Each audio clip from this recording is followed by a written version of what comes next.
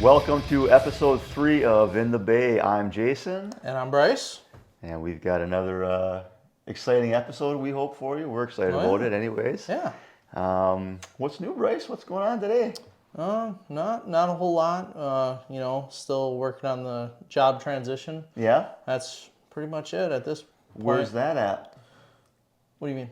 What's you're off this week now, or when did you start your new job So yet? my boss, I was supposed to work this whole week. My boss is like, well, I don't have nothing that I can give you that I know you're going to be able to get done because it's all just big jobs. Okay. So he's like, just take a couple days of PTO off. That way you get a break in between. So I got today. Well, I had today, tomorrow, and I have Friday off. All right. So a little extended weekend for you. a little break. It'll be nice. I do work Friday night at the bar, but The bouncer. yeah, but it'll be all right. Nice. Bryce the bouncer too on the weekends, and make sure the Green Bay riffraff stays out of. It's usually not the riffraff. It's just the out-of-towners. The out-of-towners? Yeah, it's all them fibs. You can look that up at some other spare time. We won't give you the technical definition of it, but you can look it up if you want. It's in the Urban Dictionary, I guarantee it. It's for people from Illinois, and we're from Wisconsin. Yeah. And not typically fan of. There's some good Illinois people. I've Yeah. got a lot of Illinois friends, but overall, we're not the biggest fans of the state of. And if you meet anybody from Illinois, majority of them are like, oh, damn Wisconsinites. Right. Well, they come up here every weekend though. Yeah. That's where I've they seen go them to get away. I've seen them up in the UP too. Not too many of them, fortunately. Right? Yeah, thank God. And then what else we got going on? Oh, we're playing golf this weekend? That's true. We're doing a Brother's gonna come two-man down. scramble, right? Yeah, You and bro, and then me and my brother. Yep. So we'll have Nice. to get a little wager going. Oh God, I can't afford betting. Well, we're not gonna. It doesn't have to be. It's Oh, a little okay, bit of okay. pride. Maybe a free soda pop or something afterwards. So All right, yeah. Let's I could see probably if, spare that then. let's see. Our average age is a little bit older than yours, but Yeah. not too much. Should be fun. Yeah, it'll be It'll fun. be fun. Hopefully the weather's good and we'll have a good time. It's been So looking pretty good. raise some money for a good cause, a scholarship for a friend of ours that we lost a few years ago. So looking forward to getting out and doing that. So, well, cool. Let's kind of jump right back into Let's just this week in Back Bay. dive head first. Yeah. So let me pull it up. So this week we're going to talk about a white paper that came out from Ascential Technologies. Ascential Technologies is part of the Burke Porter team. They do collision repair diagnostics out of their facility in Detroit and in a few other locations. And they're not in Back Bay yet. We don't have them as a member of Back Bay. We're working on yet. it. I'm working on that. Yeah, we're working on that.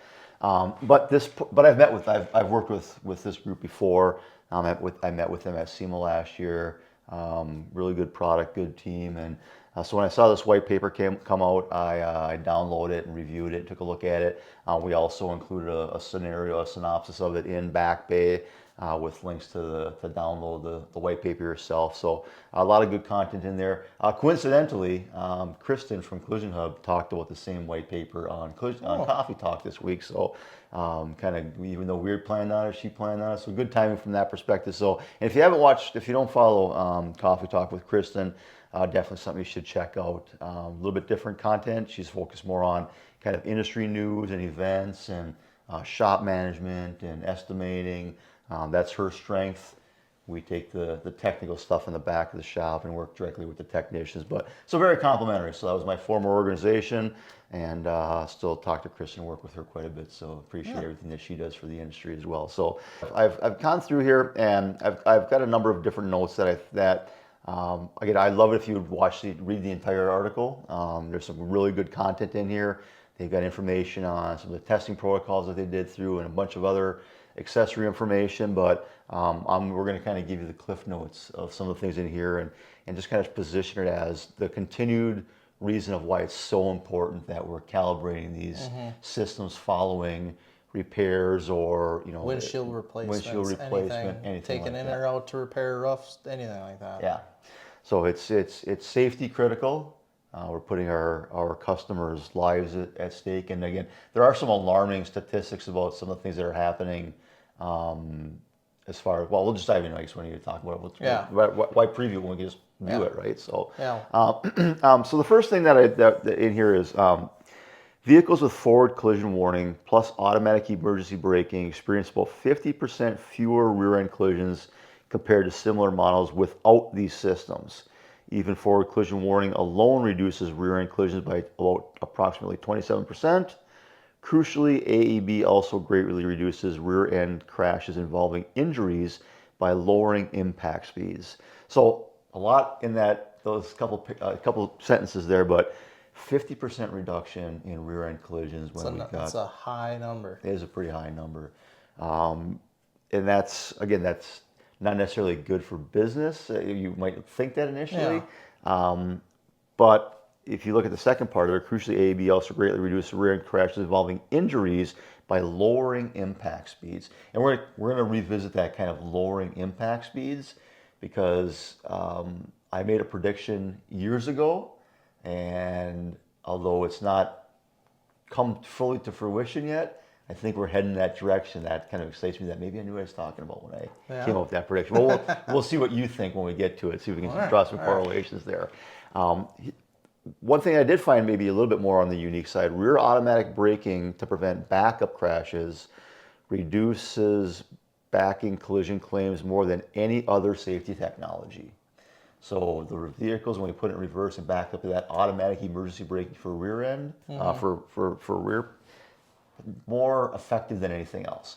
And it makes a lot of sense too when you look at it, because now I feel like there's been kind of this is what the trend was with automobiles. We were big in the 60s, big, Suburbans, just big trucks, and then they kind of had to shrink down a little bit in the late 70s, early CAFE 80s. requirements, the fuel economy requirements. The oil crisis, all that kind of shrunk cars down. And then I feel like in more recent years, vehicles have just started to get bigger and bigger again. Yeah, they have. And I mean, you can look at new Tahoes and Suburbans.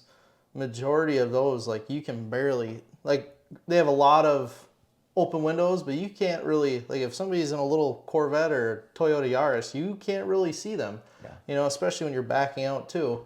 So it's actually kind of nice that, I wouldn't say it's surprising, but I guess it's a little bit surprising that it reduces, like, so much. Yeah.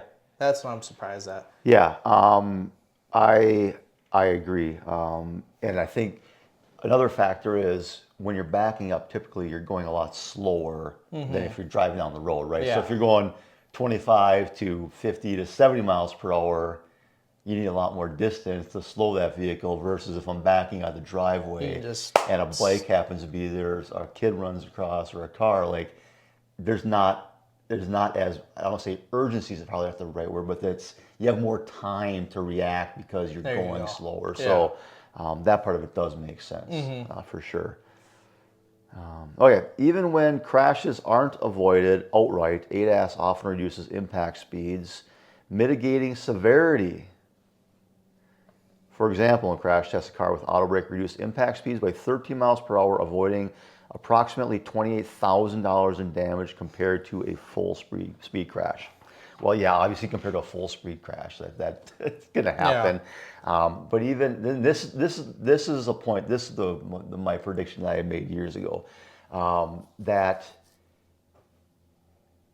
vehicles are still going to be involved in collisions, which we're going to see, but the vehicles are going to be at a slower rate. Yeah. And so therefore the severity is going to be lower. Yeah. Now, I think if you look at the overall industry trend, the severity continues to increase.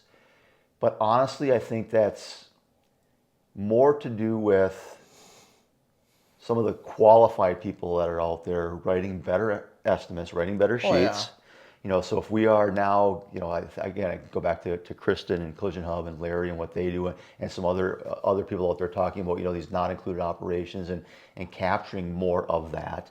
I think that, again, this is not a universal approach, unfortunately, because there are still a lot of, as you know, there are still a lot of things that are getting missed in the planning process. But I think maybe there's enough of those trained estimators out there that are making the steps necessary to make sure that they're not doing as much work for free, that they're including more things in their estimates. So that might be pushing severity up a little bit. We do also know that some of these things do take more time. The sensors are more expensive. Also, location of them, right? So if we've got adaptive cruise control sensors in grills and behind bumper covers, they are more prone to being in a collision. Yeah. So it made sense that the kind of severity went up. But I do think as we continue, as more vehicles on the roads have more advanced driver assistance systems, the vehicles are going to be involved in slower speed collisions. There's going to be less damage to the structure of the vehicle. More easily replaceable parts. And another thing too is parts are just so expensive nowadays. I mean, I just repaired a 21 Audi RS6, and the headlight alone was $5,000. Yeah. Which is absolutely bonkers.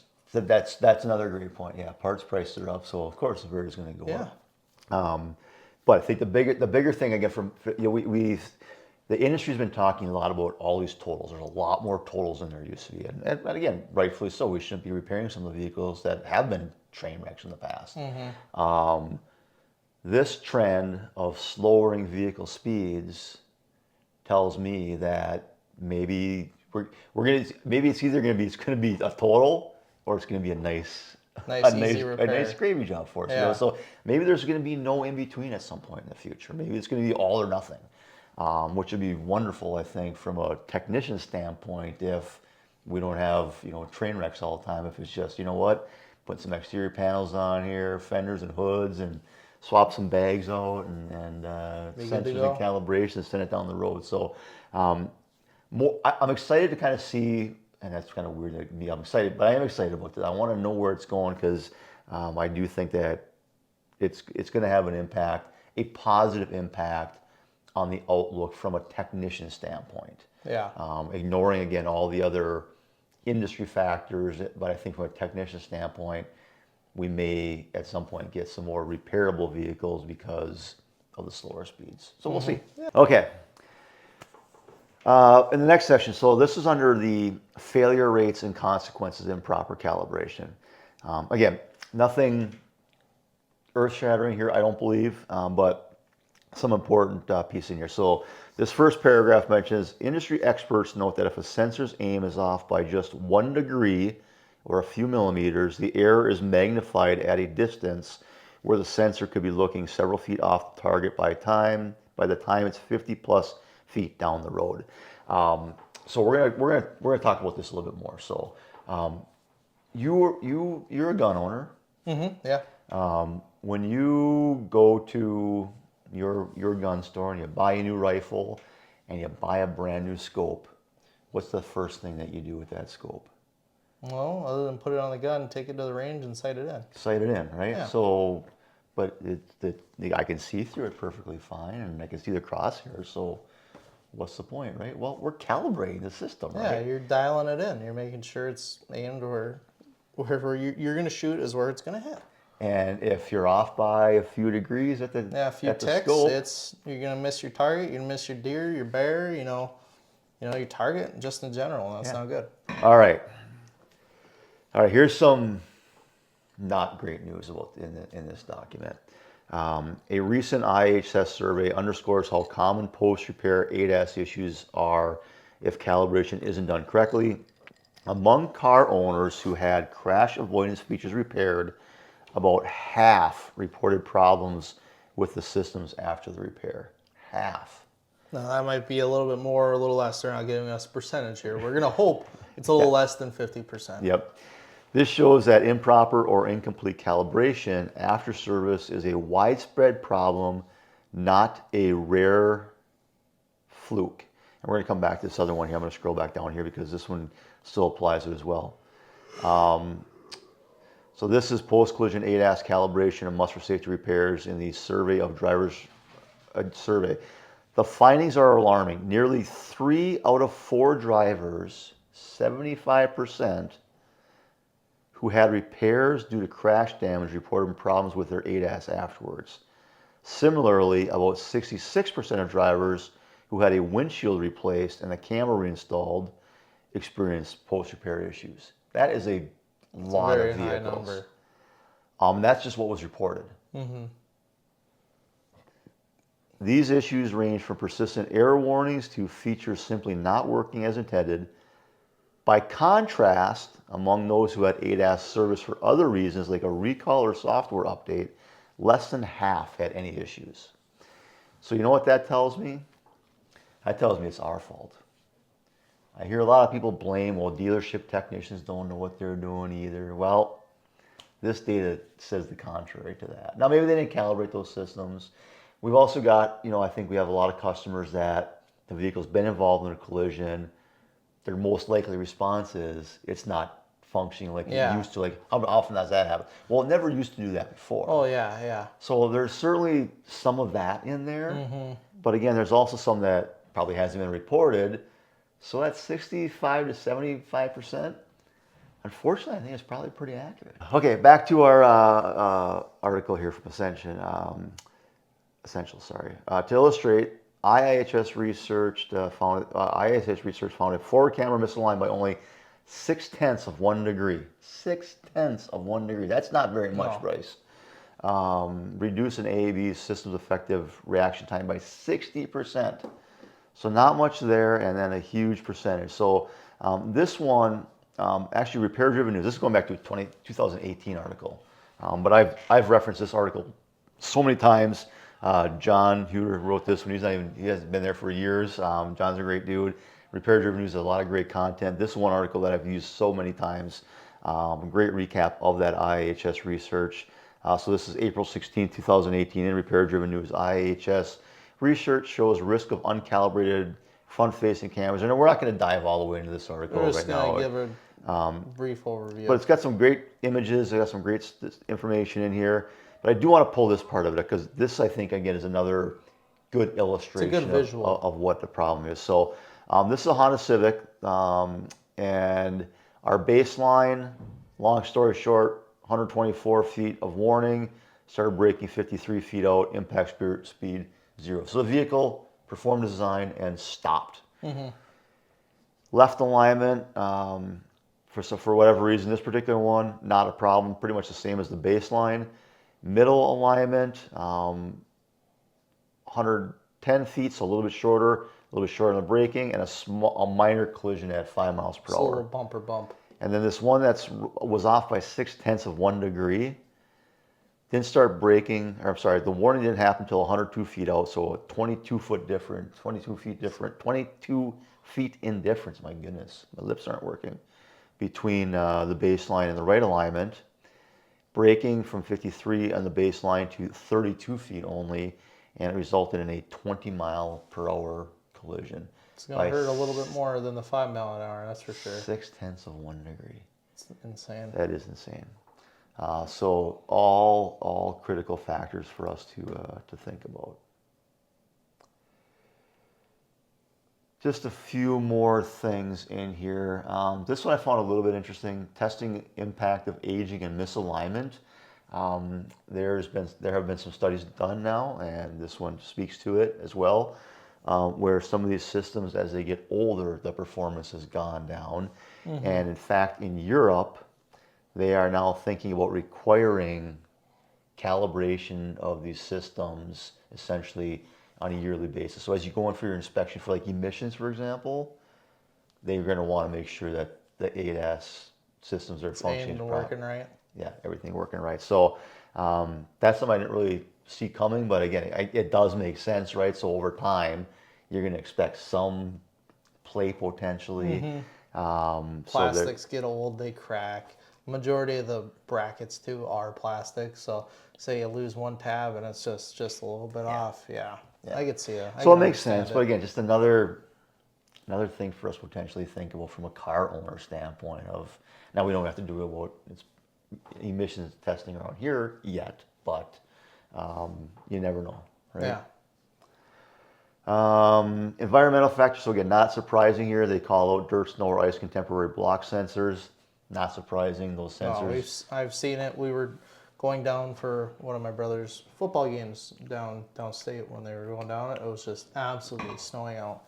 And it was on a Mazda CX-9, and they got the big front sensors right underneath the logo, and it just covered the logo, and it said, "Yeah, it's not going to work. It's obstructed. View is obstructed. There's just so much snow on there." So, which also helps me, again, why we can't be repairing all the bumper covers that are out there from time to time. So that's why always are now having specifications on what's repairable, not repairable. I love Honda's little printouts that they have that kind of show you, if it fits in this area, not repairable. Anything outside that is.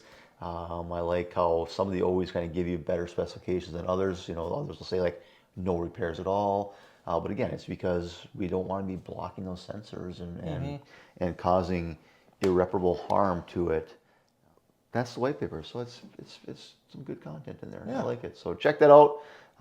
Good read, pretty light reading. It's 16 pages long, but half, 4 or 5 pages of that is charts and diagrams and pictures, and so take a look at it when you get a chance to. So, all right, cool. Boy, what else is going on, Bryce? Brewers are still on the same heater. Oh my gosh, eh? Oh my goodness! I think Bob has got something to do with it. He might. I think he's doing some magic from up above. The front row now, so that's been fun to watch, hasn't it? Oh, it's been insane. Fourth sweep in a row today.